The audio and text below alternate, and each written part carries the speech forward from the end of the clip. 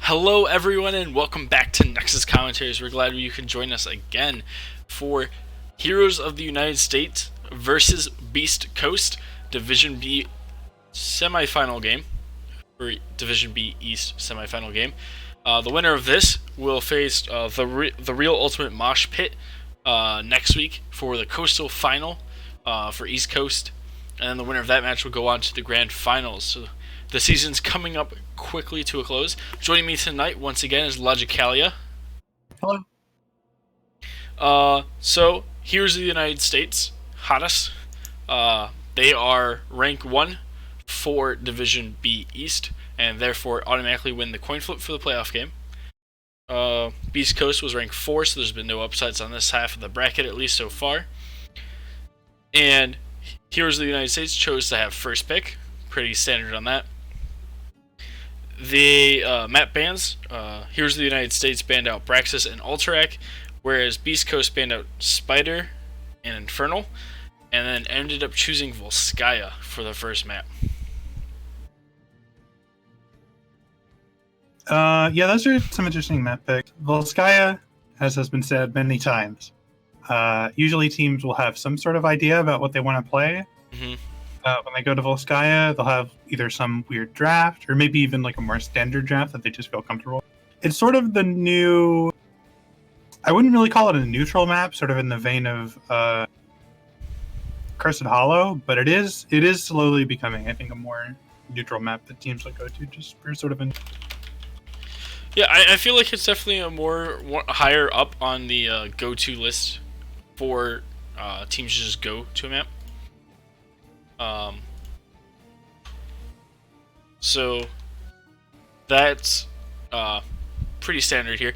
But of note, though, Heroes of the United States has not actually played this map yet this season. That's surprising me. Whereas we played Volskaya for so long. Whereas Beast Coast has played it 4 times and they're currently 3-1 on it. Mm-hmm. So it's definitely a comfort pick, which makes sense that they picked the map. Beast Coast has. Actually, both teams kind of have very wide hero pools that they've been doing very well with. So there's a lot of things that they could be going into. Kel'Thuzad on one side, Mephisto on one side, Rexar on one side, Sumero on one side. Gul'dan gets played, Cassie gets played. On the other side, for Heroes of the United States, Raynor, Sylve, Task Tracer combinations, Chromie's in there. They play a lot of Tychus, a lot of Greymane, a lot of Sonya, a lot of Deckard. So there's a lot of good picks that these teams play that could really work on this map without going too cheesy and trying something really crazy. Yeah, for sure. I know that Beast Coast really likes they have a few heroes that they really enjoy. They're a Mephisto team. Yeah, Mephisto's super good. Rate, which is exciting. So I think you would know better than me, but I think this is an okay Mephisto map. For sure, any map that forces teams to group up, is good for him. Or 2-lane maps are good generally. Simply because there's a lot of people for him to hit with his abilities, and therefore he gets a lot of CDR, so he's able to rank up a lot of damage very quickly into enemy teams. Yeah, that seems to be my experience. In a similar vein, they also have Kel'Thuzad, another pretty solid Kel'Thuzad map, who likes it when heroes are bunched up. They have a 75% win rate with Kel'Thuzad this season, Beast Coast does, so that's not terrible. They also have an 80% Cassio win rate over 25 games, which is not bad. Yeah, for sure. They're also 4-0 on Zul, which Ooh. I think I'd probably say this is probably one of his better maps. Pretty easy to double soak. Objective can go kind of long sometimes, and you're able to like double soak and then just like finish your rotation by rotating into the middle objective pretty easily if that's where it is, or the top objective if that's where it is. Heroes of the United States, they played a lot of Sonya, a lot of Deckard, which both could be pretty good on this map.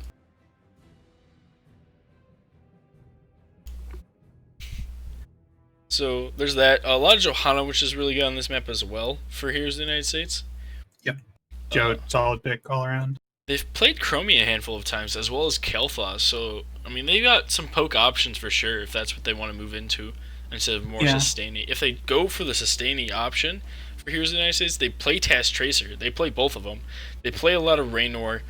They have a good Chromie for the sustain there. Mhm. They have both. They have a mouth player, and that's pretty hard to find sometimes these days. So that's definitely something of note. Actually, I think both teams have played mouth a decent amount. So we could easily see a Mouth Fury on here for the ability to just sustain really long and get the extra mana. Yeah, those roots around the point chokes and around the conveyor belts can really be fight changing. They're just so oppressive where like there's a path you want to walk through to get onto the point, and there's a root and maybe a little treant guarding the way. Anti-heal, or it could last for a really long time on the ground. And there's definitely some options for Malfurion on this map. Teams are about to finalize getting ready any second now, but we'll keep talking about what you can. I mean, there's a lot of options you can do on this map. We've seen in the past things like 4 tanks and a Lucio. We've seen 5 supports. You could see some kind of hammer strat on this map potentially. So definitely a very flexible map in playstyles, which is a very cool thing because there's not a whole lot of maps to do that. But we'll go ahead and we'll see what Beast Coast and Heroes of the United States want to play on this map, what they think is worth playing in Game 1 of Division B East semifinals. Interestingly, Beast Coast does not play Johanna at all. They have 2 Johanna games and they're both losses, which is really surprising to see in the meta right now where Joe's just so prevalent. For sure, for sure. They much prefer ETC. Their ETC win rate's pretty solid, and that's their most played team. Yeah, ETC is 9-3 for Beast Coast. Both teams also play a lot of Garrosh. It's 5-1 for Beast Coast, and here's the Garrosh stat on this side. Heroes of the United States are 4-0. So we could see Gary become a top priority pick for these teams as well.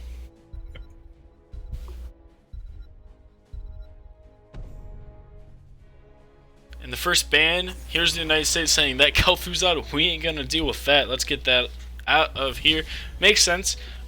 He's just recently got buffed. He's a solid hero, very good at pickoffs. Something that could give you a lot of edges on this objective. Could potentially keep someone keep chaining deaths one after another.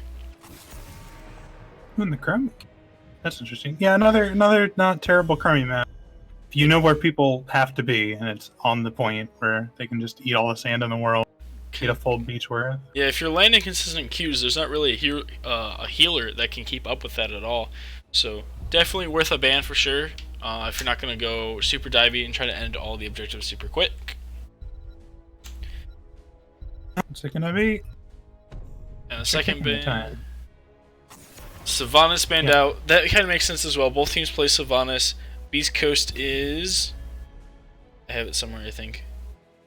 Maybe I don't have it. Maybe they haven't played a whole lot. Oh, nope, they're just 7-3. It was one of their top 3 picks. I was trying to check it in alphabetical order, but top 3 picks I list early on in my stats. 2-1 for Heroes of the United States, so they don't play it as much. But there's the Blaze band out. They do play Blaze. They are currently 3-1 on Blaze. So that could be a hint that Beast Coast might be moving more towards a combo setup or a heavy frontline. Where he can either get a lot of stun value or bunker value in either situation. Yeah, Blaze feels really good right now in the meta. I've been playing him a lot. He's just a lot more fun than he used to be, in my personal opinion. And fun means good, I think. So depends on your playstyle. Something to be said for that. Fun for me usually means bad. We see the first pick Task Star. Here's the United States. What year is it? Here's the United States seeing those buffs come out for him, understanding that he is first pick, first ban material. Here's the United States. They're currently 2-0 on them, so it's definitely something to look out for. It could hint that they're going to move into like a Mouth Tracer for their next picks, which would be very scary if you're Beast Coast to have to deal with that. Tass, Mouth, Tracer, all at once. So they're going to pick up Zul'jin, trying to box something out, and an Ariel can deny that, because it could have been a Valarial in the next 2 rotations for Heroes of the United States. That would have definitely been a very solid pickup for them as well. I'm more expecting more towards the Tracer. But really, any auto attacker is good with him. Yeah, this is an early Zul'jin, I think. It might be a deny with the Tassar. Tassar Zul'jin is not a bad combo. Or maybe they're just hiding some later picks. But Zul'jin is usually not very highly contested. So it is worth just seeing this early. Greymane ETC for Heroes of the United States. Greymane is currently 4-0 for them, and ETC is 3-1. So they're definitely picking things that they are comfortable on.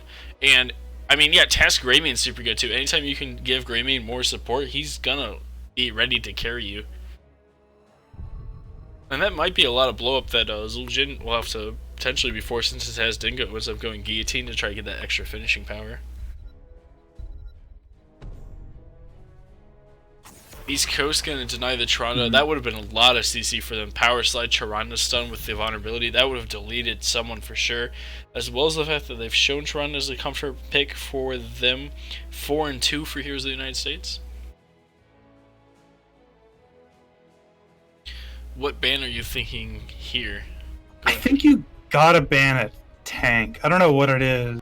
I would say Johanna if they played Johanna. ETC Garrosh? is another tank they really like. Probably Garrosh or Diablo, I think. It's gonna be the There's Garrosh, the yeah. Garrosh. 5-1 on Garrosh for them.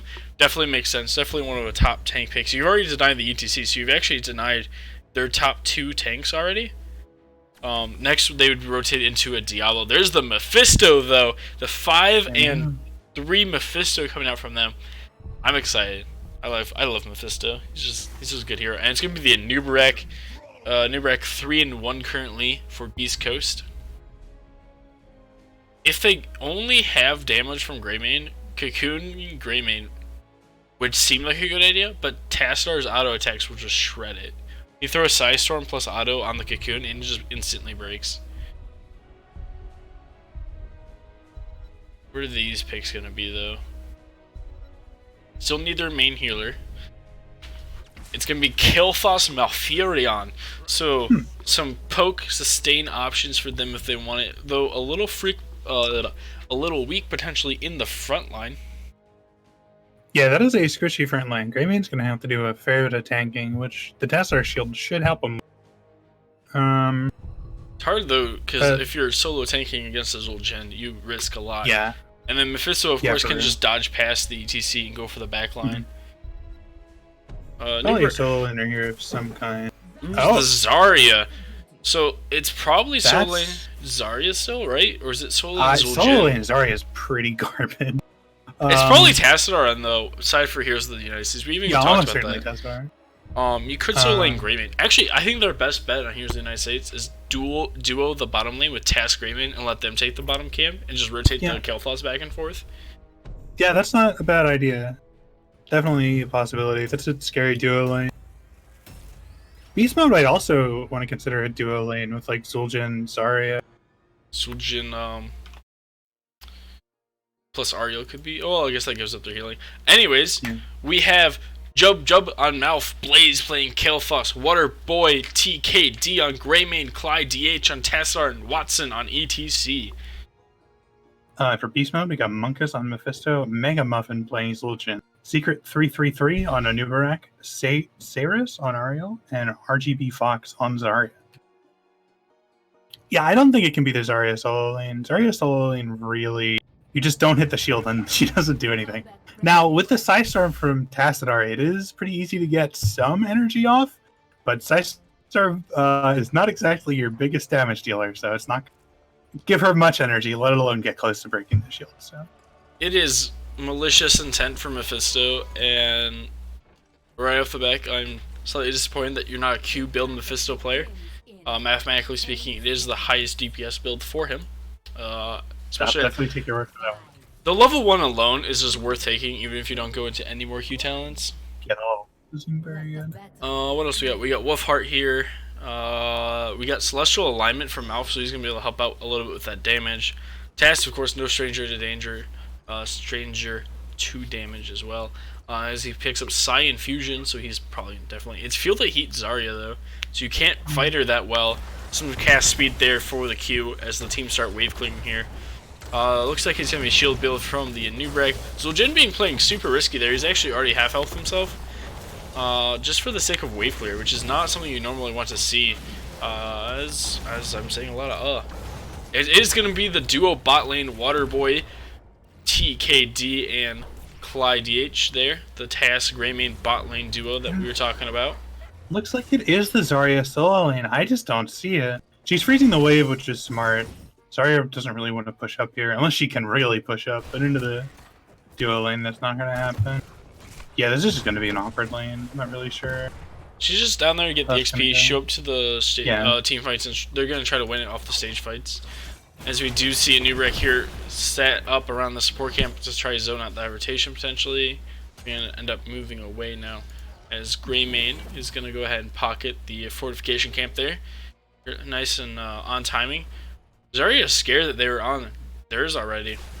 He goes ahead and gets it. Greymane instead going to go for the early siege camp coming out from them, just trying to snowball as much XP as they can, get that level 4 going. Knowing that Tassadar is really safe. Tassadar is one of the safest characters to just solo lane. Yeah, unless he gets like stun locked before he can hit his E button, which is like a self-divine shield and unrevealable cloak, and I think some extra move speed. I don't know if that's baseline or not. I think there's a little bit. It might not be. But it cleanses it cleanses slows though, so it might feel like it sometimes. As we see the Nubrek diving in on ETC, they're trying to burn him down, but not quite able to do it. Instead, ETC will knock back a Nubrek after he's rooted, and they almost killed a Nubrek there pretty quickly. Yeah. Nubrek going for the W build talent at level 1. He might move into the rest of those W build talents. Which is not terrible against the Kael'thas, but doesn't really give you a lot of value against the Greymane, so... Here's the United States mess up there. If they had put the root underneath Mephisto's shade and then just dove him once he returned, that's how you kill Mephisto. You don't try to kill him when he's blinked in, because you know he's going to be pulled out, unless you can absolutely burst him. We're seeing a couple talents here that I wasn't expecting. Like Spite from Mephisto, it's just the extra regen globe duration, as well as it gives him CDR arm regen globes. I guess he's fighting near the waves, but still, it's only like once every 30 seconds he's gonna proc that around the objectives, compared to getting like some extra healing from Q or the shielding from W. Shielding from W is still really good in the late game though, once you get the percentage damage, because you get shielded for all of it. Yeah.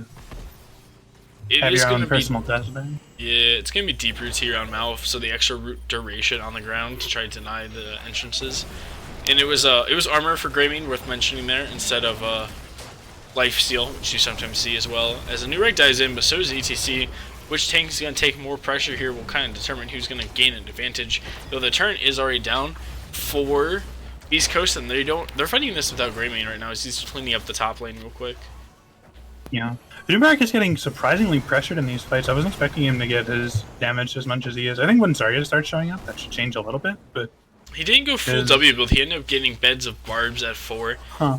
But they do have movement speed shield there from Zarya as she rotates in now, as both teams are posturing as 5 around this objective. And there's going to be the turn from Heroes of the Storm, Heroes of the United States. And there's the power slide onto a Nubrek. He didn't even get hit by the roots, though he's going to be unstoppable around it. His Gravity Lapse was able to hit Zul'jin there, as Mephisto's trying to poke on the backline a little bit. Turn still sitting comfortably healthy though on this point, as they're going to start rotating in. Jub there on Malf is going to go tap to get mana back, because he does sometimes have issues, not a whole lot, but you got to be careful of when and how often you use certain abilities. Tass and Zarya are going to go down to the bot lane to try to pick up a little extra XP here. As level 7 is picked up for both teams, we're going to see Q build coming out from Kael'thas. We're going to see Trickery, so some extra movement speed. So removal of slows and roots is really why you're taking that talent there. Ferocity here for Zul'jin, so he's going to look to try to use his passive actually in these team fights, which sometimes is risky, but a lot of times isn't, if you're able to play safe. Nature's Cure, of course, from Malfurion there for that AoE cleanse. Energized Chord here to try to be a little bit more self-sufficient on the Ariel, more consistently have top energy. Hit me! Zarya trying to get that extra energy from there. As the team started in diving, there's a 3-man power slide from ETC, as the Q coming out from Kael'thas as well. Nubrek getting down, he got down to about 322 health on him. There's the shield from Zarya on the Zul'jin. He's sitting around half health too, but I think he's still got his passive going. See, each time he auto-attacks, a little bit of his health chunks away. As both teams looking to see how much sustain the other team has. Mephisto going in, poking out, and going to take Living Mum out with him. That's something else you got to be aware of as a Mephisto, or if you're on a team with Mephisto against a Kael'thas, is every time he's coming back from his shade, he's always going to have Living Bomb on him if KT's playing correctly. Every time. There's a root onto Zul'jin, but he's going to go ahead and cleanse it away. That's a 10 seconds. That's only a 10 second cooldown, I didn't realize that. Mephisto's going to go in. He's not quite getting all the CDR that he seems to want to, because he's not going in and out consistently, but that could also be due to the fact he doesn't have sustain at 4. As Watson's getting kind of low, he's going to use the Task Shield there and power slide on out on that ETC. And the objective is going to slowly go back over to Beast Coast here. Yeah, it seems like Beast Coast slightly has the better sustain for right now. Zarya not really getting a lot of value. Even with hit meat here, her energy is still pretty much consistently low. So that's going to be a problem later. I think the big difference is after they have bullet to deny the bullet damage is a little bit. And they're going to spread, I almost spread bomb there on the backline as ETC is going back and forth as well. Mephisto's going in and out. And there's the Greymane, he's going to chunk the Nubrek down pretty hard, but they need to be aware that their mouth has no more mana right now. Yeah, red team's pretty chunked here. I don't know if they can safely go back in. They're going to power slide the Zarya, and then the Greymane's going to dive on it, but do they have the sustain? He's in sack going to fall, because he didn't realize the Nubrek CC was there as well. There's the Nubrek diving forward onto ETC. Do they have the cord whip from Ariel to line up? They do not, as they're going to go ahead and pick up the first objective here on the side of Beast Coast. Soldier putting a lot of work in these fights. He popped his passive, just sort of like at a very scary moment, and got his Zarya shield like just at the right time to do a ton of DPS.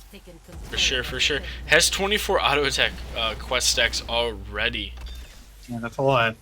That's gonna be a problem. They don't really have a second frontliner to tank that Zul'jin damage, so I think Heroes of the United States are gonna have to start really making these team fights a lot faster. Zarya hopping out of the Protector, interestingly, and only the Gunner in the Protector right now. Yeah, they're moving Mephisto in it to have the extra protection. They don't have, neither team sending anyone to the offlane to soak here, as Heroes of the United States are the first to pick up level 10s. We are seeing that bolt. We are seeing Archon coming out from them.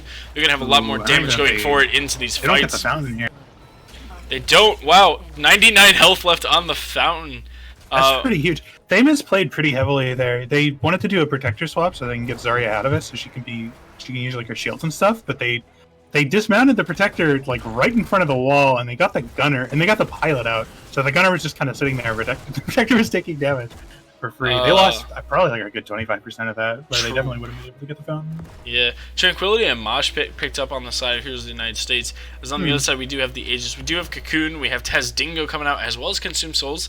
Consume Souls potentially just going to end all the team fights here, especially in the late game. That can be a super valuable ult. It's still, I still think it's the preferred ult. I know a lot of people have started moving back towards the root. But which team do you think has better ults that are going to start to make the difference here in these games the fights going forward? It's really hard to say, I think. I don't really like the Tranquility here. I feel like Twilight Dream against the Zarya is just pretty strong to stop her from using shields when she wants to. If you can get the right one off. But Curse Bullet is going to put in some work, not a ton. Mosh Pit could... Oh, yeah, there's Mosh Pit onto two, but it's going to be interrupted by the Ariels. Tez Dingo's already popped for Zul'jin, but he's not even going to be pressured right now, as there's also the Tranquility coming out as well. ETC was in the Cocoon. He's finally going to come out. Waterboy there on the Greymane is also getting a little bit low, but he's still underneath that Tranquility. Bullet was down and already used. Archon's the only ult left for the side of Heroes of the United States, as both teams are trading out damage, but no one's going to die, even without Tassadar there. That was a flash to... Oh, never mind. Mouth died. And Mephisto gets to keep his ult, too. Nice. That's going to be a support camp pickup for them. They weren't ready for that. Yeah. Probably not keeping track of how much he's hitting people to keep track of his cooldowns. It is expulsion zone for Zarya, so the support camp will go their way. They're actually going to dive in there. There's a bullet onto a Nubarak there. He's getting chunked for 40% of his actual max health, because he was at 100% when that bullet landed. Only 2 kills though so far, so Headhunter's moving a little bit slow there for Zul'jin, as he's almost done with the U1 axe already. He only needs one more stack, so about 5 autos, somewhere within 5 autos.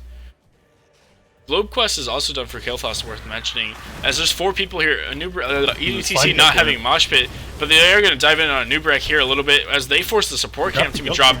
But Greymane was by himself there for the most part. He's just got the task there shielding a little bit, but he wasn't in range to do auto attacks. Zarya's up there now, as they're still spraying a lot of pressure here on Secret 3-3.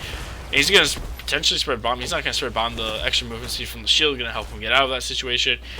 And it's going to be Shard of Hate from Mephisto. He's looking for a lot of CDR. It looks like he's just trying to maximize the amount of ults he can get off and not worry about too much else here. So that's definitely going to be an upgrade from him at 20. Zarya trying to get the shielding off of Sidestorm there. It is Blinding Flash from Ariel to help pressure the Greymane from diving in too much, or he'll get blinded. Definitely not a bad pickup.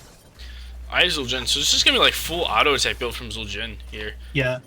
With the Zarya support, it's pretty scary. Especially with ETC being the only frontliner to tank all that damage. Nullification is picked up for Tassadar, so he can kind of like throw that on Mephisto when Mephisto dives in, or throw it on Zul'jin in these team fights to really nullify quite a bit of damage, reducing their damage by 75%. You could go on either one, really. I'm not seeing the curse bullet value right now. I like at best it gets Ariel to drop a heal, but like they don't have any high health. Like Nubrak's a low health tank. He doesn't. There they go. They're going in now. There's the again. They're pressuring Mephisto when he's diving in, not when he's coming out. Tassadar is just boxing Zul'jin and trying to do the best they can. They're about even health. There's the Zarya, but she's going to be saved by Ariel, potentially. Nope, the power slide is going to finish her off. And it's also going to hit 2 more. Tassadar is still pressuring the Zul'jin down to 400 health. There's the ulti from Mephisto. It's going to be immune by the Tassadar. He's going to go into stasis. The rest of the team needs a little bit of time to heal that back up. That was a good phase shift by Tassadar for sure. Sorry, down to... getting way out here. Just he's way up, but he's getting a lot of healing. He was down pretty low. Tassadar is super low as well. Doesn't have his E available just yet as well. ETC is going to be zoned out a little bit. And there's Taz Dingo. He's just going to do it blindly in here. He's going to finish off one. Going to get healed off. This Taz Dingo going ham into the enemy face. 90 health on to Tassadar right now. If he shows his face, he would be dead. Yeah, that was if Here's the USA was any higher health, I think that Zul'jin would have been turned around and nuked on, but they were just at the right age where Zul'jin just walked in and said, "Hello, I am the headhunter, and I would like all your heads, please." He only has 4. I think Tassadar is the one left, if I'm not mistaken. It is Tassadar. That's gonna be a tough one to get, though, for sure. Oh yeah, Tassadar is hard to kill right now. He got the health buff, and he has also Archon with the double charges of the E. He doesn't have the phase shift talent at 13, but that baseline phase shift is totally nullification is going to be super good. RGB Fox is going to steal away that fortification camp with the power of expulsion zone, so that is going to be that ult down. 40 seconds left on Mephisto ult. That's the one to keep an eye on right now, as that's going to be the big game changer potentially for Beast Coast, as it's a lot of finishing power.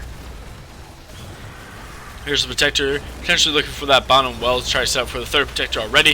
It is going to be static field, so that percentage damage on Mephisto as 16s are picked up for the side of Beast Coast, and 1 level left before they get their own on the side of Heroes of the United States. As both teams are throwing out quite a bit of damage. There goes the well to the Protector now, as Watson stepping forward on the ETC, trying to potentially look for a power slide as soon as this is over. They got 34 seconds left and 17% health on it. 13% left on it. They do have Mosh Pit available on ETC for this. So Nubrak's charge distance there. Impact area in CDR. It's attack speed on Ariel, so that's going to be even scarier for the Zul'jin, who can amplify his own attack speed with his passive. And he also has Let the Killing Begin here, so his attack speed is going to be crazy. ETC is going to survive this. There goes Archon, though. Not really sure why it was popped, but they're going to go ahead and go in on it. There's a 3-man dive from a Nubrak, though. Huge Underking. And they're diving forward here on the side of Beast Coast. This Cocoon on Mouth to deny the Tranquility value as the bug where he was still activating. There's a 3-man Mosh Pit, though. It's going to be interacted by Nubrak pretty quickly as well. There wasn't enough follow-up damage just yet. Expulsion Zone denying people from getting behind the wall, but his team was too low on the side of Beast Coast to really follow up on that denial of a retreat option from them. Zul'jin's still super low, but he's going to just get instantly shielded and held up as soon as ETC tries to commit to that. He's going to step forward and just finish off KT instead. This Zul'jin's playing as if he knows he's immortal. Attack speed's crazy. The move speed also really helping the Zul'jin out there. In that last fight, he sidestepped a gravity lapse and it went right past him and hit the Ariel, and that was why Zul'jin was able to kill KT. Still waiting on the 16 from Zarya, still waiting for 16s for all of Heroes of the United States, as they are still waiting for that talent, and it's going to be Beast Coast taking away the support camp as fast as they can here.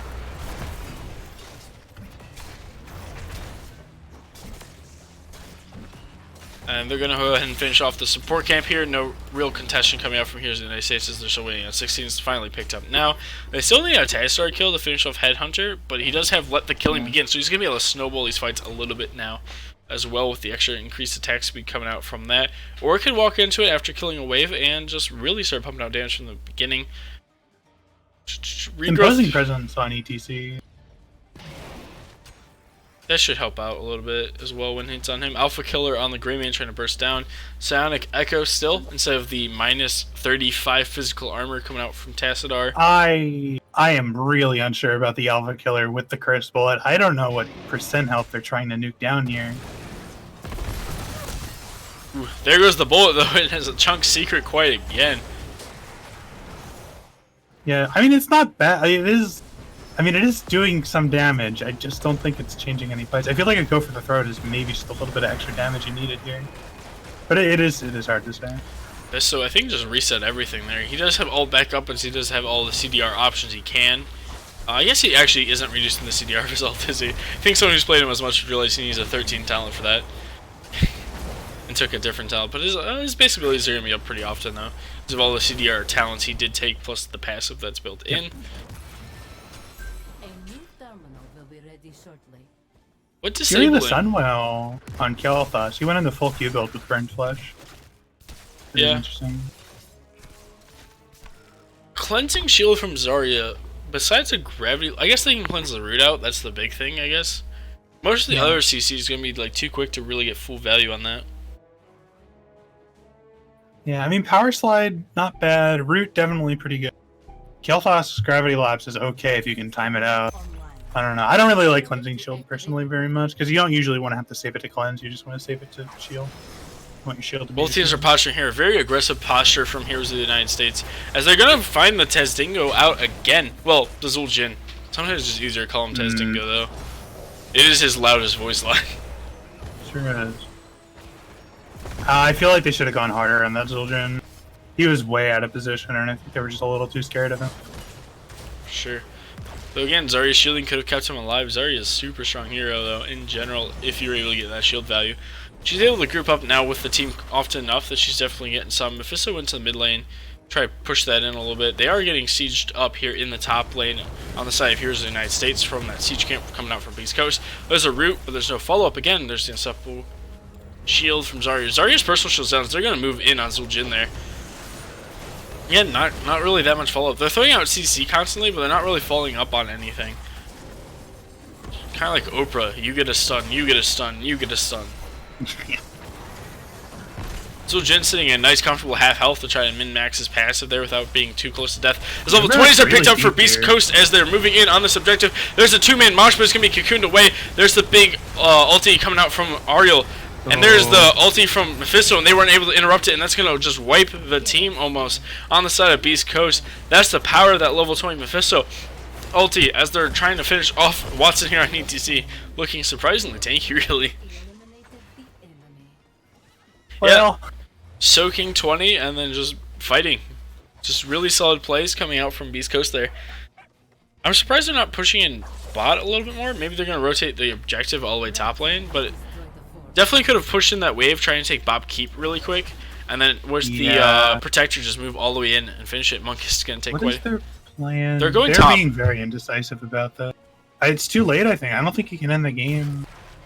Definitely going to be a defense, but the Protector is super strong in this 20-minute mark coming up here. Yeah, Also, level 20 advantage. Alright, well, this is the one opportunity I think that Beast Coast could be throwing here. They really want to be very as aggressive as they can. Got the shields down. Protector is walking up. We'll see who they end up putting in. They do have a heal camp left on Zul'jin of note there. They did just pick that up as well. Yeah, that should. I don't really know how you can hold. It's gonna be hard. Carefully. They're gonna power slide onto Zul'jin. They're gonna throw out the root, but the root's not gonna land on him. There's gonna be the shove back from the Protector onto ETC there. They do have both their frontliners there, as Jub there almost gets nuked down by the Protector. They're just doing tons of damage this late in the game. They're doing a good job of just ignoring ETC right now. Like, the backliner's gonna just hit him right now, I guess, as Zul'jin's gonna chunk him down, almost killing him. Barely walking into the fountain in time to not die. There's the Archon coming out from Tasar pre-level 20, which feels bad. Yeah, that's just game. You can't finish you can't kill a Protector in time. Definitely not. Yeah, pretty solid game from Beast Coast. They didn't play it perfectly. There were a lot of situations where they looked very mortal, but definitely solid all around. For sure. Only, but 1-11. The only death on red team was our Zul'jin, not surprisingly, putting out quite a bit of damage there, and siege damage. Malf putting out the most healing, though it didn't really feel that way. Ariel definitely felt like she was putting out more healing, but in fact put out 9k less healing. That is interesting. Yeah, Malf wasn't too bad there. Those damage numbers are really... those really paint the picture, I think, for this game.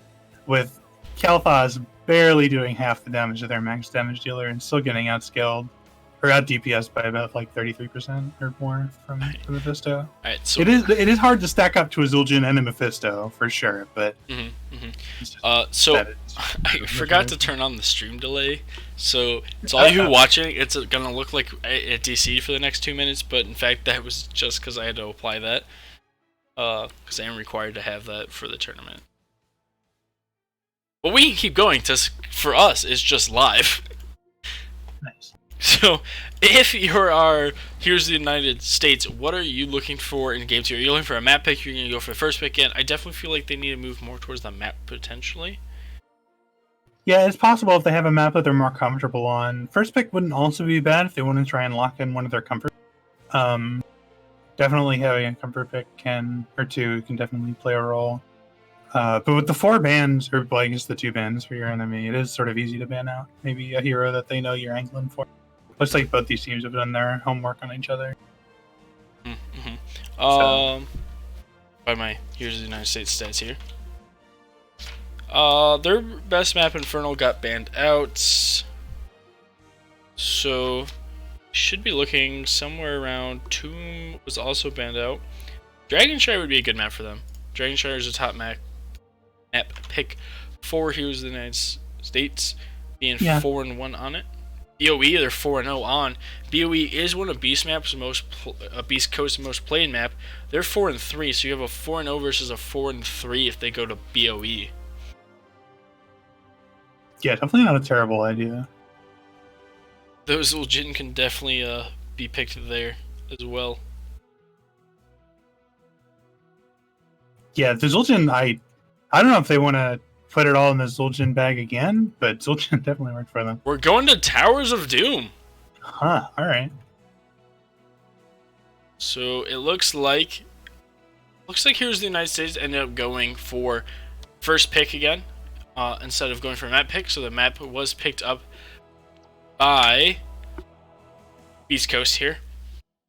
Beast Coast Towers of Doom are 2-0, and Heroes of the United States have not played this map. So 2 maps that they have not shown yet what their strategies are. Very surprising that you can escape this map for so long. Escape both Vizcaya and Towers of Doom this whole time. They actually have... it looks like they just played a lot of the same maps over and over again. A lot of Infernal, a lot of Tomb, a lot of D-Shire, a lot of BOE, and that was kind of it. But they definitely seem to favor their first pick, which is fine. A lot of teams do. A lot of teams like getting that first pick so they can get the one thing that makes it through ban that they really like playing, or to pick something that you can deny from the enemy. ETC was a good example of that. It's something they like to play. It's something the enemy like to play. It's something that both teams want to play. It's something that's going to make it through the ban phase because both teams are trying to get it. And then you just get a first pick it, denying it anyways. Yeah, it definitely would be a solid strat if that's the road they want to go down. See, I was just saying I was ready, not that they were ready. I'm playing now. Electricalia will be playing for Heroes of the United States. We'll be getting a POV cast from him. Yeah, I'm not really... The Zarya last game really... She had less damage than the Nuber deck, so I don't know if she did very much. Like, the shields were okay. The move speed, I think, was the most impactful part of the Zul'jin. But I don't think they got a lot of value out of the Zarya. Same, Kel'Thas went into full Q build with Burned Flesh and Fury of the Sunwell. I was watching for the Burned Flesh procs, and I didn't really see any. And there were a few situations where bombs were spread pretty often, so I feel like that may have been the right build. They were 3-3 going into that, and so only a 50% win rate for them on that hero so far this season. So I'm a little surprised they chose that over something with a little bit more consistent win rate for them. As we move into the draft here, I'm trying to update my stats from the last game. That was their first loss on Greymane, though. And their first loss on TAS, but only the 3rd game on TAS.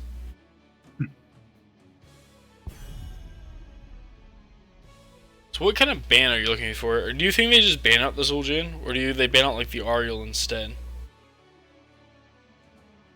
I don't know. The Zul'jin is a very specific ban. I mean, you can kind of counter it, sort of, a little bit. But I don't know. It is a little demoralizing to lose to a Zul'jin that hard. So definitely not a bad idea to just sort of ban it out if you want to detail yourself.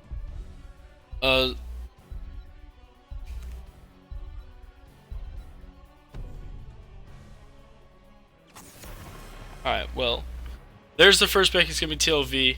And then, so, everyone, apparently the stream didn't kick in the delay, so we are going to have to stop, restart, and then it will apply the 2 minute. So, it's going to show like we're offline for 2 minutes, but I'm sorry, we're not. My bad because of streaming last week, something else besides this tournament without delay. So it's going to be the REO event, and then you'll get to see the rest of it in a second.